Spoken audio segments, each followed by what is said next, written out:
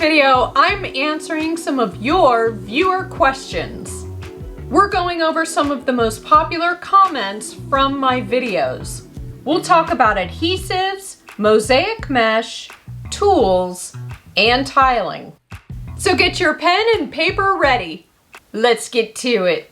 Welcome back, and if you're new here, my name is Julie. And on this channel, we talk about tips, tricks, tools, adhesives, materials, and specific mosaic projects, all to shorten your learning curve when it comes to creating mosaic art. So if that sounds like something you'd be interested in, please consider subscribing.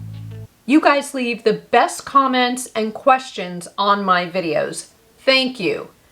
And if you've been on there even just a little bit, you'll see that other mosaic artists also will comment on comments, and they have such knowledge as far as tips and tricks regarding materials, adhesives, things that they've experienced. They share their knowledge because remember, in this community, we're all learning.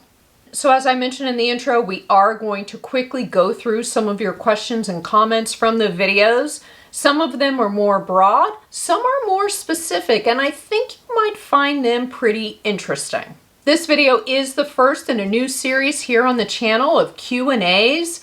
If you have a question or a comment that you would like me to address, please feel free to leave it down below in the description, and you never know, it might pop up in one of these types of videos. So I'll quickly answer a few of the questions. We're going to cover a few topics in this particular video, and whether it is a video that I reference or a tool, material, adhesive, maybe it's a substrate, I will list everything down below in the description so you can spend a little more time with it. So in today's video, we will cover topics that include adhesives, mosaic mesh, tools, and tiling. We've got a lot to cover, so let's get started. The first group of questions has to do with adhesives, and it applies to a few different types of mosaic projects. Our first question comes from Tina, who writes, I will be using thin set for adhesive on stepping stones plus thin set for grout. I read you don't need to seal thin set, only grout. Is that true? First off, when making mosaics for outdoors, I always use fortified mortar as my adhesive. And second, I always use fortified mortar or fortified grout as my grout. They're fortified either by the manufacturer, where they include polymers within the powder or the pre-mixed containers, or I use a latex additive instead of water to mix up my powdered thin set or grout. And then I always seal the grout once it's fully cured. Always seal my grout. Always. This next question comes to us from Joan, who writes, I recently made a votive candle similar to the one you did a tutorial on, and I thought I was doing everything right. I used weld bond to attach all of the glass pieces, waited for it to dry, and even did a weld bond wash. However, after waiting a week for that to completely dry, when I grouted the piece, I still ended up with grout bleed. Dun dun dun! What did I do wrong, and how can I avoid that in the future? Believe it or not, this question is not a grout question, it's an adhesive question. To avoid grout bleed, you want to make sure you cover the entire surface area of your tessera with adhesive before you adhere it to your substrate, as opposed to just putting a drop or two of adhesive and adhering your tessera to the substrate. So to do this, I use a wood craft stick, which allows me to smooth an even layer of weld bond or whatever adhesive onto the back of the tessera. So by smoothing on an even layer of adhesive to the back of the tessera, what you're doing is creating a bond or a wall around the perimeter of your tessera where it meets the substrate. Once it dries or cures, it prevents your grout from getting under your tessera. If I'm using an adhesive such as weld bond, once I've adhered the tessera to the substrate, I like to run a toothpick through the weld bond on all sides to break the tension of the adhesive. Doing this also helps the adhesive dry a little quicker. Obviously, if your tesserae are close together, it's going to take longer for the adhesive to dry. You can certainly direct a fan onto your mosaic or just keep it in a room where there's a ceiling fan. I would also advise that you allow your mosaic to dry in a cool place out of direct sunlight. The next few questions have to do with epoxy sculpt. And I did do a video here on the channel all about how to use epoxy sculpt in Mosaic, and I'll include a link down below in the description so you can check it out. So Judy writes, I am on a limited budget, so what colors would you suggest I start with? I would suggest getting a neutral color. I mean, you could even start with one color, such as tan or beige, maybe black or white. I personally have silver gray and I love it. I think it's really versatile. You can see how I used it here in the mosaic rings video. I mean, I used teeny tiny pieces on some of these rings, and the epoxy sculpt held everything beautifully in place. I also used it in the mosaic eggs video, and it did an amazing job holding glass, ceramic, and even little seed beads in place beautifully. This next question comes from JC, who writes, do you know how long it lasts in the containers if kept separately? Well, as per the manufacturer, if you keep part A from part B and you keep your lid on each of the containers, you can expect a shelf life of 2 to 3 years. Now, something I would recommend that I did was the day you receive your shipment, just write the day's date on the bottom. It's not exact. Obviously, it was manufactured before the date that you put on the bottom, but it'll give you a general idea around about when you got it and its lifespan. The last question in the adhesives category comes to us from Judith, who writes, now after watching your video, I wonder, since it's a clay base, can you use it freeform style with no substrate? For example, make a rope out of the epoxy, lay it out on wax paper or parchment, shape it, add your choice of tesserae, and let it dry. 3D flowers come to mind also. My answer is yes, absolutely. You can definitely do that with epoxy sculpt. It's incredibly versatile, and really it's a modeling clay with an adhesive built in. So make your shapes on wax paper and then let them fully cure before you start using them. I'll include a list down below in the description of any videos and adhesives that I just mentioned in this section in case you'd like to dive a little deeper and learn more about adhesives. The next category of questions has to do with mosaic mesh, and I did do a video here on the channel all about how to use mesh in your mosaic work, and I'll include a link down below in the description so you can check it out. Okay, so first up we have a question from Josie, who writes, I attach mosaic pieces to mesh and it's dry, and I want to carry the mesh to a sealed piece of plywood for indoor use. What adhesive would you use to attach the mesh design to the board? It's about 18 inches tall and 8 inches or so wide. So my answer, 9 times out of 10, I'm using fortified thin set mortar to attach a meshed mosaic to its final substrate. You need an adhesive that has holding power, and fortified mortar has that holding power. It also allows you to level things off a little bit if you need that. This next question is a good one. Not that they aren't all good ones, but it's unusual, and I think you might find it interesting. Anne Isabel writes, can you grout the mosaic on the mesh before putting it on its final support? Or does it have to be grouted on the final support only?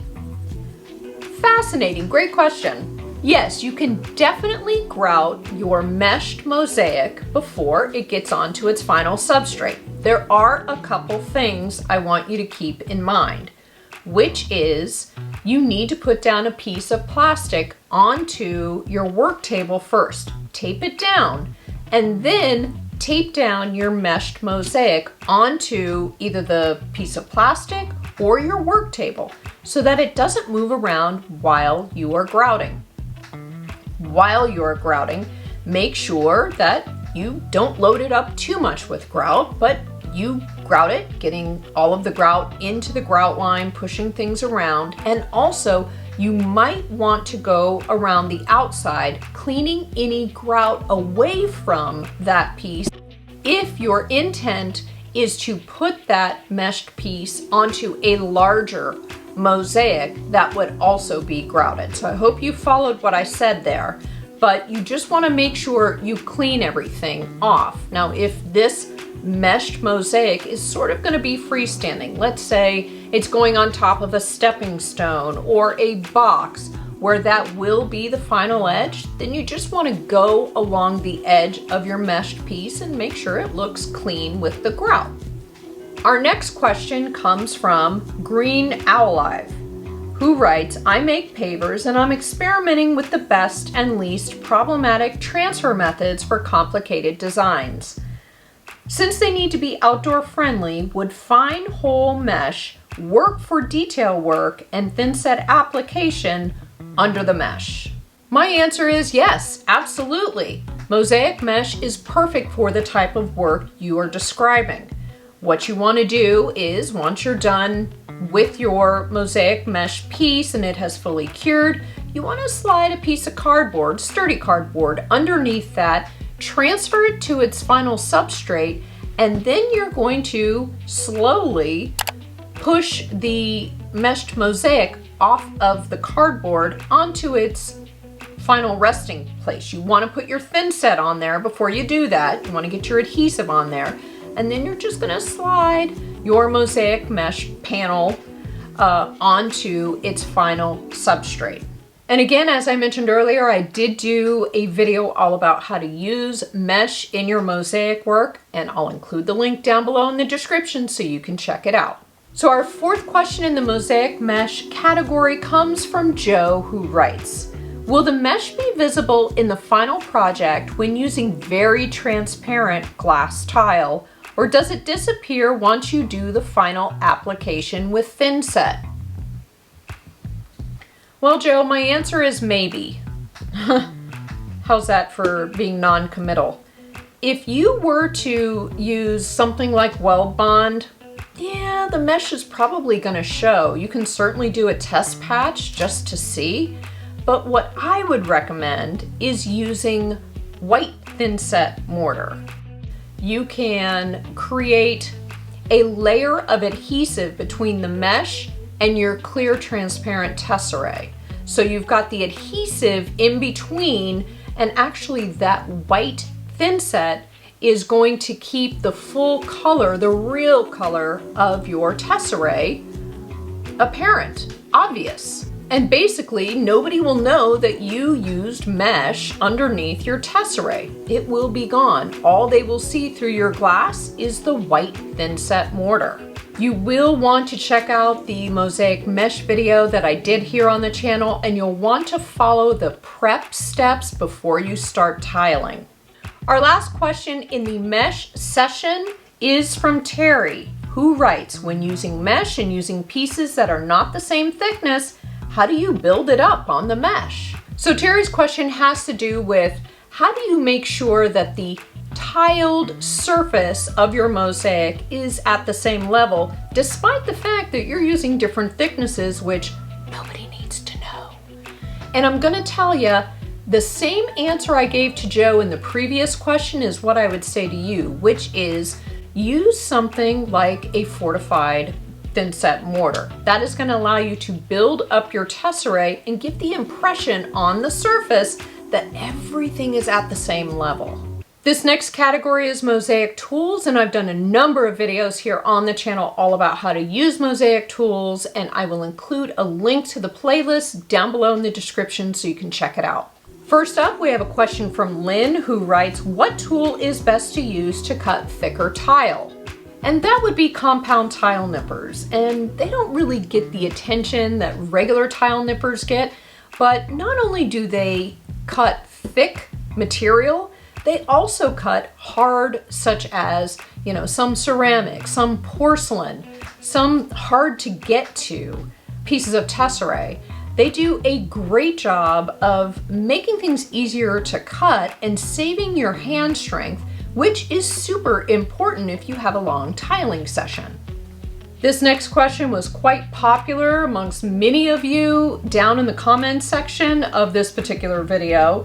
And Lynn, who asked our previous question, also asked this question, which is, my wheeled cutter won't hardly open at all. Is there a trick to opening them? Well, Lynn, so what she's talking about are the wheeled glass nippers. And yes, there is a way to open them. So when you first get your wheeled glass nippers, you're going to see that there's a bar towards the head of the nippers or near the wheels, and you want to take that off. Sometimes it'll come with a tool to remove that bar, and sometimes you've got to use your own screwdriver. When I received mine, I took that off immediately because it kept things so close I couldn't get a wide piece of tessera in between the wheels. Now, the reason the manufacturers do that is to keep the handles closer together for ease of use. It doesn't bother me that they're wider. If it bothers you, what you can do is you can put a rubber band around part of the handle, and that will just keep it closer together. But because it's a rubber band, you can still stretch this out to get a bigger piece of tessera in between your wheels. So the last category in today's video is tiling. And the first question comes to us from Phyllis, who writes, why do you build up the tiles to be the same height? Do you ever tile using the natural heights? I do. I really do. I know it may not seem like it, but I do. There are times where the design will dictate if you use the natural heights or not. And really it's a matter of, do you want to add texture to your mosaic or do you want it to be more sleek and smooth? Certain materials, I'd say smalty for example, or maybe some beads, I will generally use their natural heights. But really it's a matter of personal preference. So our second question is actually a two-parter. And this one comes from Ellen, who writes, what technique do you use to make sure the surface remains level? And how do you achieve consistent spacing of the tiles? So first things first, you can use a small level to make sure that your surface level tiles are the same height. You want to make sure first that the table you're working on is level. And then you know that when you put your level onto your substrate, your tiled substrate, that you'll see that you're working on a level surface. I eyeball it, to be quite honest. I don't get so specific like that, but you certainly can, just until you get more used to how things should look. And regarding consistent spacing in the tesserae, you've got a couple options. They do make tile spacers, which I think I have a package of them. I've never used them.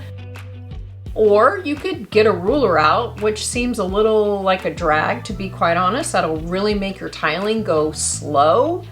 Again, what I do, I eyeball it. My tiling is not perfect. It's not that I keep everything at the same distance from each other in a mosaic. Sometimes you may have further distance or closer distance within your tesserae. I just eyeball it and try to make sure that I'm being consistent if that's what the design dictates. Again, I'll include a list down below in the description of any videos, plus materials, tools, substrates, adhesive, grout, whatever it is that I talked about today. I'll include a list down below in the description so you can check them out further. Question of the day, let me know if you have any comments or questions that you would like for me to address in a future Mosaic Q&A video. I would love to hear from you. Thank you so much for watching. Please give this video a thumbs up as it really does help my channel, and subscribe if you haven't already. Click the bell notification so you never miss a single upload, and let me know in the comments if there's something you'd like me to cover in a future video. I'll see you soon. Bye. Here we go. Comments and quack and answering things or nope. Let's try that again. And if you haven't spent too much, nope. I live in Miami. I always seal my grout. Bam, what? Why can't I say the word containers? The next question comes from JC, who writes, "Hey JC, I'm using fortified thin set mortar." Whoops. That was a lot. In the mesh session, say that fast. Mesh session, mesh session, mesh session. Our last question, and no, that's not where I'm going. That's not where I'm going with this at all. Let's start over. I talk a lot with my hands. I know it's very distracting, isn't it? Please say no. It's very distracting. In between your wheels. And somebody is calling me. See ya, see ya, see ya, see ya. This is the latest in the day I have ever filmed a video. 6:15 in the evening. Whoa. All right, we're out of here. Time for dinner. Mwah! Bye. If you're looking for more Mosaic inspiration, you can check out one of these two videos. Until then, see ya.